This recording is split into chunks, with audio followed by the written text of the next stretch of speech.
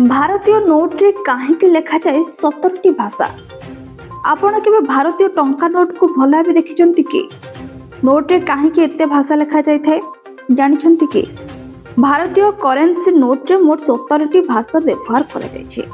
नोट्र आगपटे हिंदी और इंग्राजी थिबा बेले पछपटरे लैंग्वेज पैनल रे आउ 15टी भाषा रे भारतीय भाषा लिखा जाय थाए। सेथिरे ओडिया सह आसामिया, बंगला, गुजराती, कन्नड़ा, काश्मीर, कोंकणी, मलयालम, मराठी, नेपाली, पंजाबी, संस्कृत, तमिल, तेलुगु और उर्दू रही।